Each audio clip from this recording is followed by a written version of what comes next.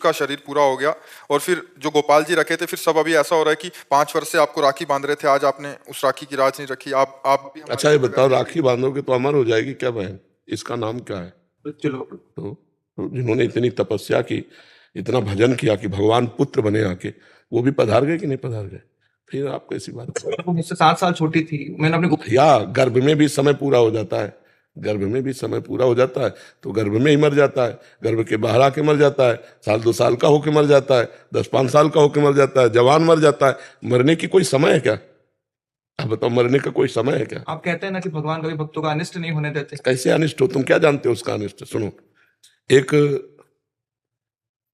भाई बहन दोनों बहुत भजन करते थे। प्रताप राय नाम था भक्त, प्रताप राय भाई का, और उन्होंने कभी भगवान से कोई कामना नहीं की थी। और बहन जो थी, उनका ब्याह हो गया, बहुत भजन करने वाली। अब ब्याह के कुछ दिन बाद पति बीमार होने लगा, और ऐसी बीमार की स्थिति आई कि वो मरणासन में पहुंच गए। तब उनकी बहन भाई के पास आई, वो जानती थी कि हमारे भैया का भजन बहुत जोरदार है। तो उन्होंने कहा, भैया आज तक हमने आपसे कुछ नहीं मांगा, और शायद आपने भी भगवान से कुछ नहीं मांगा है, आज भगवान से मांग लीजिए कि मेरे पति का जीवन बच जाए, क्योंकि अभी ब्याह हुआ है और पति चला गया तो मतलब जीवन ही चला गया। तो उनका, बहन मैंने भगवान से कभी कुछ मांगा नहीं है और मांगना भी नहीं चाहता, पर तुम हमको दबाव डाल रही हो, तो चलो तुम्हारे पति के पास चलते हैं और वहीं भगवान से हम प्रार्थना करेंगे। गए तो मरणासन स्थिति में पड़े। बड़े ध्यान से सुनो ना, वो गए और अपने बहनोई का सर गोद में रखा, वैसे ऐसे भगवान से एकाग्र हुए कि हे भगवान, मेरी बहन का सुहाग सुरक्षित कर दो।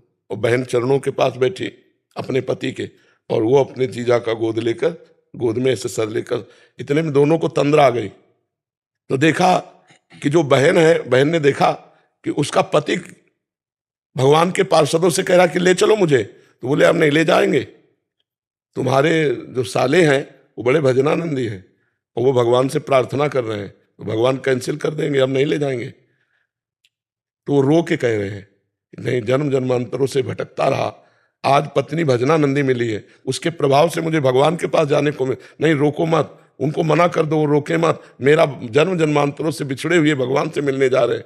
ये दोनों लोगों ने स्वप्न देखा। तत्काल बैठे बैठे, उसे तंद्रा स्वप्न कहते हैं। एक होता है सुसुप्ति स्वप्न, सोते हुए, एक होता बैठे बैठे ऐसे तंद्रा आ गई, उसमें देख लिया। बहन का नाम मालती था। तो प्रताप राय जी ने कहा, मालती अभी तुमने कुछ देखा? बोले, भैया हमने देखा कि हमारे पति भगवत पार्षदों से कह रहे हैं कि ऐसा मेरे वो नहीं कर सकते, क्योंकि भगत मेरा मंगल नहीं कर सकते, मंगल भवन भगवान से मिलने का समय आया है और भगवान के पार्षद आके वापस चले जाएंगे, ये ठीक नहीं। बोले, यही हमने देखा, अब बोलो क्या करें? बोले, रहने दो भैया, अगर पति भगवान के पास जा रहे हैं तो अब मैं नहीं रोकूंगी, क्योंकि वो भी भक्ता थी, जानती। तो आपको क्या पता, वो जीव इतने दिनों तक केवल लड़की के शरीर में रहा, अब वो भगवान से मिल गया जाके। तुम्हारी भक्ति, उसकी भक्ति, गोपाल जी ने कृपा करी और अपने धाम में बुला लिया। अब आप अपनी सोच से अमंगल मान रहे हैं तो हम क्या कर सकते हैं? आप जानते हैं वो तुम्हारी जो बहन थी वो पूर्व जन्म में कौन थी? आप जानते हैं तुम्हारी बहन कहाँ गई? तो व्यर्थ में भगवान को कोस रहे हो कि राखी बांधी, भगवान को पूजन किया, भगवान ने क्या किया? उठा लिया, उठा नहीं लिया, अपने पास बुला लिया, संसार में भटकने से बचाकर अपने पास में बुला लिया। तो ऐसे निगेटिव क्यों सोचो आप?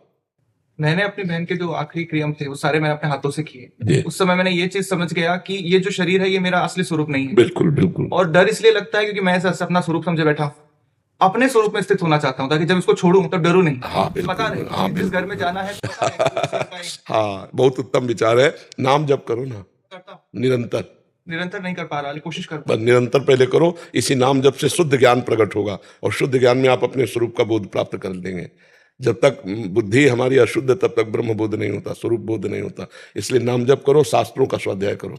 जैसे गीता जी है ना, तो स्वामी राम सुखदास जी ने बहुत सुंदर टीका की है, साधक संजीवनी नाम है, खरीद लो, एक गीता प्रेस से मिलती है, और उसका स्वाध्याय करो। साधक संजीवनी बहुत सुंदर चीज मिलेगी तुम्हें, बहुत अच्छी सामग्री मिलेगी परमार्थ